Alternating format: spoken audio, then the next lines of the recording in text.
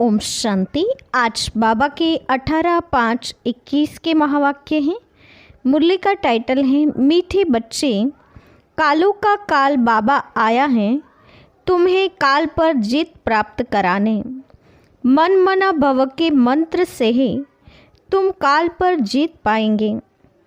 प्रश्न है, रूहानी बाप तुम रूहानी यात्रियों को कौन सी एक विशेष शिक्षा देते हैं? रूहानी बाप तुम रूहानी यात्रियों को कौन सी एक विशेष शिक्षा देते हैं? उत्तर, हे रूहानी यात्री, तुम देह अभिमान छोड़ देही अभिमानी बनो। रावण ने आधा कल्प से तुम्हें देह अभिमानी बनाया, अब आत्म अभिमानी बनो। यह रूहानी ज्ञान सुप्रीम रूह ही तुम्हें देता और कोई दे नहीं सकता। गीत है ओम नमो शिवाय। ओम शांति। बच्चों ने अपने बाप की महिमा सुनी। गाया भी जाता है ऊंचते ऊंच भगवान, वह है सब बच्चों का बाप। बाकी जो भी हैं आपस में सब ब्रदर्स हैं और सबका बाप भी एक है, वह है शिव बाबा। बाप ने समझाया है, हे बच्चों, भक्ति मार्ग में तुमको दो बाप हैं, लौकिक बाप और पारलौकिक बाप।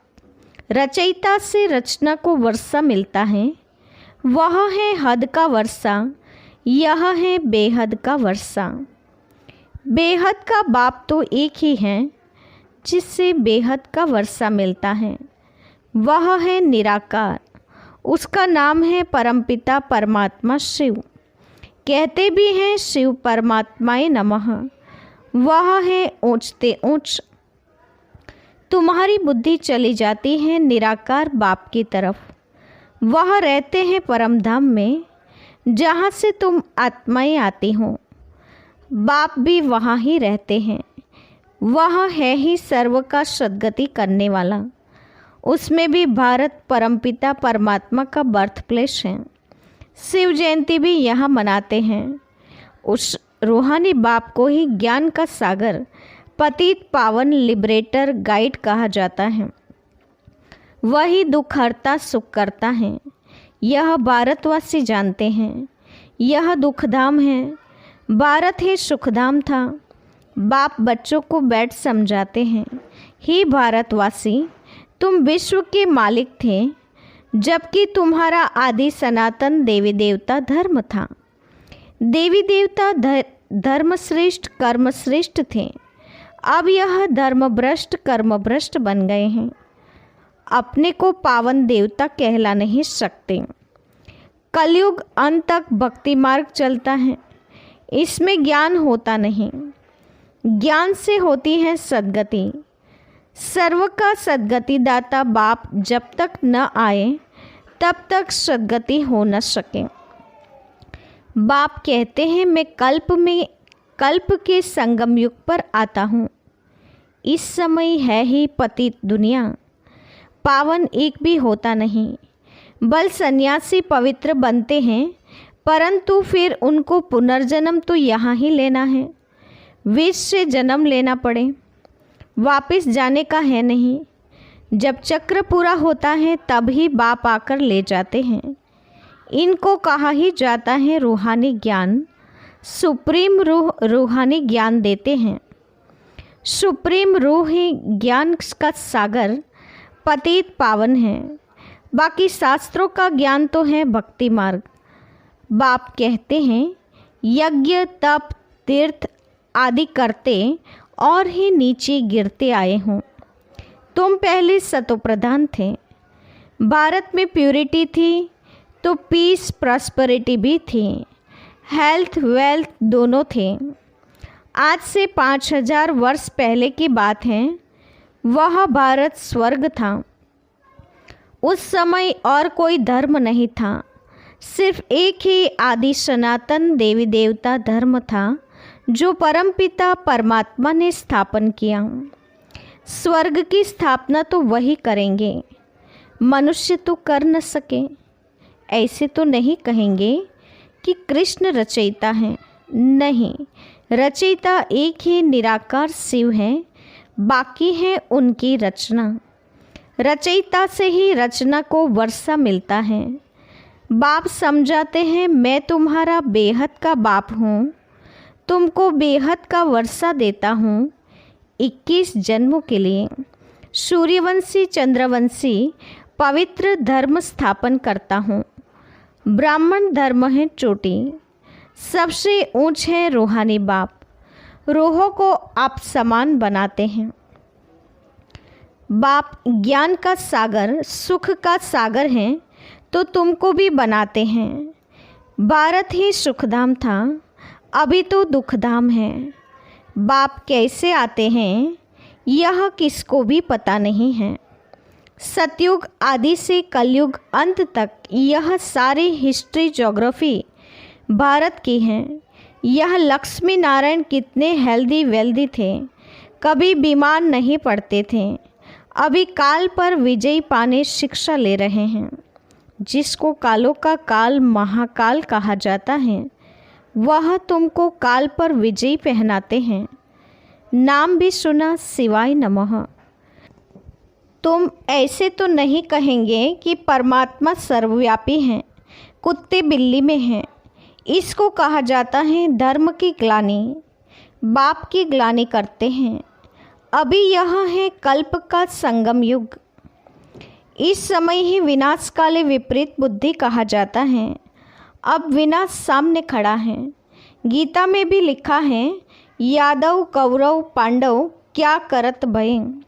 सर्वशास्त्रमयी शिरोमणि श्रीमद् भगवत गीता है, उनसे ही फिर और शास्त्र निकले हैं। तुम जानते हो गीता है डीटी धर्म का शास्त्र। बाप कहते हैं मैं आता हूँ, तुमको शूद्र से ब्राह्मण बनाता हूँ, फिर सो देवी देवता बनाता हूँ, फिर तुम क्षत्रिय वैश्य शूद्र बनते हो। बाप समझाते हैं तुम 84 जन्म कैसे लेते हो। सबसे जास्ती जन्म जरूर वह लेते हैं जो पहले पहले सतयुग में आते हैं। मैक्सिमम 84 जन्म लिए हैं तुम भारतवासियों ने, मिनिमम 1 जन्म। यह भी बाप ही बैठ समझाते हैं। बाप बिगर किसको ज्ञान का सागर नहीं कहा जाता। पतित पावन ज्ञान का सागर कहने से बुद्धि ऊपर चले जाते हैं। बाप ही सबको लिबरेट कर वापस ले जाते हैं। सर्व का सद्गति दाता एक ही बाप हैं। अच्छा, फिर सर्व की दुर्गति कैसे होती है, कौन करता है? सद्गति सतयुग को, दुर्गति कलयुग को कहा जाता है। बाप कहते हैं मैं कल्प कल्प तुम बच्चों को आकर सद्गति देता हूँ। तुम बच्चे सारे वर्ल्ड की हिस्ट्री ज्योग्राफी जानते हो। स्कूलों में तो आधी हिस्ट्री ज्योग्राफी सिखाते हैं। सतयुग त्रेता में कौन राज्य करते थे किसको पता नहीं।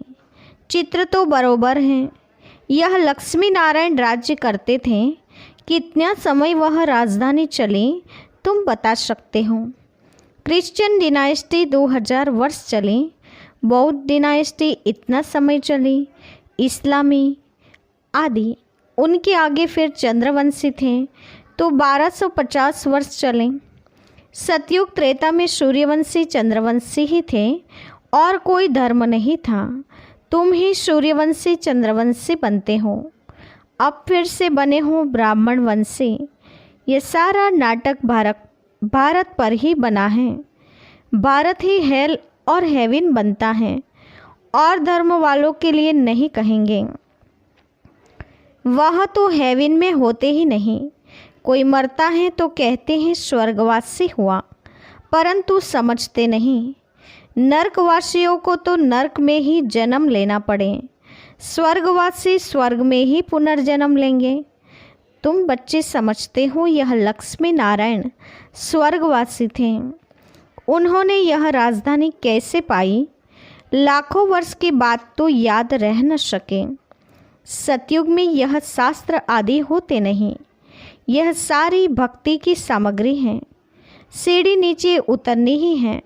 सतोप्रधान से सतोरजो तमो में यह सीढ़ी उतरने में 5000 वर्ष लगते हैं। सतयुग में 16 कला संपूर्ण, फिर त्रेता में 2 कला कम। आत्मा में चांदी की खाद पड़ी। कॉपर एज में आए तो कॉपर की अलाई पड़ी। इस समय बिल्कुल ही तमोप्रधान है। आत्मा में ही खाद पड़ती है। तुम ही पूरे 84 जन्म लेते हो। यह रूहानी बाप शिव बाबा आकर रूहानी बच्चों को समझाते हैं, तुमको अब आत्म अभिमानी बनना है। रावण की प्रवेशता होने से सब देह अभिमानी बन पड़ जाते हैं। अब अपने को आत्मा समझना है। हम ही 84 जन्म ले भिन्न भिन्न पार्ट बजाते हैं। अब 84 का चक्र पूरा हुआ। अब तो शरीर भी जड़ जड़ीभूत हो गया है। द्वापर से रावण राज्य होता है। सतयुग में है राम राज्य। सतयुग में तुम आत्म अभिमानी थे। द्वापर कलयुग में तुम देह अभिमानी बन जाते हो। न आत्मा को न परमात्मा को जानते हो। बाप समझाते हैं आत्मा स्टार हैं, भ्रुकुटी के बीच चमकता अजब सितारा। उनको सिवाय दिव्य दृष्टि के देखा नहीं जा सकता। वह बिल्कुल ही सूक्ष्म है। आत्मा ही एक शरीर छोड़ दूसरा लेती है। हम आत्मा ने 84 जन्म लिए हैं। परमपिता परमात्मा भी बिंदी हैं। उनको ही ज्ञान का सागर, पतित पावन, नॉलेजफुल कहा जाता है। परमपिता परम आत्मा में सृष्टि के आदि मध्य अंत का ज्ञान है। बीज रूप होने के कारण उनको सच्चित आनंद स्वरूप कहा जाता है। बाप में जो ज्ञान है वह जरूर सुनाना पड़े। यह है स्पिरिचुअल नॉलेज। सब रूहों का बाप आकर रूहों को पढ़ाते हैं। तुमको आत्म अभिमानी बनना है। शिव बाबा हमको पढ़ाते हैं, वही नॉलेजफुल हैं। बाबा ही आकर स्वर्ग की रचना रचते हैं, तुमको स्वर्ग के लायक बनाते हैं। ये सृष्टि का चक्र का राज कोई मनुष्य नहीं जानते। बाप को ही न जानने के कारण भारत का यह हाल हुआ है। भारत में प्यूरिटी थी तो पीस प्रॉस्पेरिटी भी थी। अभी तो है ही नर्क, फिर कोई स्वर्ग में जा कैसे सकते हैं। बिल्कुल ही पत्थर बुद्धि हो गए हैं। बाप कहते हैं मैं बच्चों के लिए कोई तो सौगात ले आऊँगा। तुमको स्वर्ग का मालिक बनाता हूँ। जिन्होंने कल्प पहले वर्षा लिया वही अब लेंगे। मनुष्य से देवता बनेंगे। वास्तव में प्रजापिता ब्रह्मा के तो सब बच्चे हैं। अब ब्रह्मा द्वारा शिव बाबा रचना रच रहे हैं। ब्रह्मा कुमार कुमारी बनते जाते हैं। शिव बाबा से वर्षा लेने के लिए पुरुषार्थ करना है। तमोप्रधान से सतोप्रधान बनना है। बाप कहते हैं बच्चों, मुझे याद करो तो तुम्हारे सब विकर्म विनाश होंगे। यह स्पिरिचुअल नॉलेज सिवाय बाप के और कोई दे नहीं सकता। रूहानी बाप ही रूहों को नॉलेज देते हैं। तुम रूहानी यात्रा करते हो। देह अभिमान को छोड़ देही अभिमानी बनते हो। आत्मा अविनाशी है। आत्मा में ही पार्ट भरा हुआ है। आत्मा कैसे 84 जन्मों का पार्ट बजाती हैं अब मालूम पड़ा है। हम सूर्यवंशी थे, फिर चंद्रवंशी बने, फिर हमको सूर्यवंशी बनना है। अभी बाप सतोप्रधान बनने की शिक्षा देते हैं। मामेकम याद करो। भगवानुवाच, गीता का भगवान शिव बाबा हैं, न कि श्री कृष्ण। कृष्ण की आत्मा भी अब सीख रही है। अच्छा, मीठी मीठी सिकिले दे बच्चों के प्रति माता पिता बाप दादा का याद प्यार और गुड मॉर्निंग।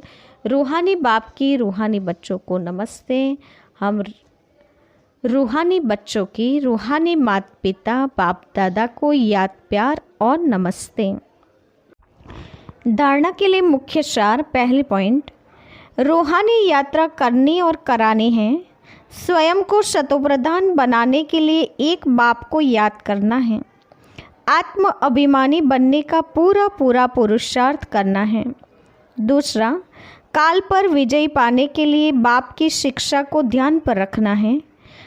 अपने को रूह समझ रूहों को ज्ञान दान देना है। वरदान है, आवाज़ से परे की स्थिति में स्थित हो सर्व गुणों का अनुभव करने वाले मास्टर बीजरूप भव। आवाज़ से परे की स्थिति में स्थित हो सर्व गुणों को अनुभव करने वाले मास्टर बीजरूप भव। विस्तार है, जैसे बीज में सारा वृक्ष समाया हुआ होता है, वैसे ही आवाज़ से परे की स्थिति में संगम युग के सर्व विशेष गुण अनुभव में आते हैं। मास्टर बीजरूप बनना अर्थात सिर्फ शांति नहीं, लेकिन शांति के साथ ज्ञान, अतीन्द्रिय सुख, प्रेम, आनंद, शक्ति आदि आदि सर्व मुख्य गुणों का अनुभव करना।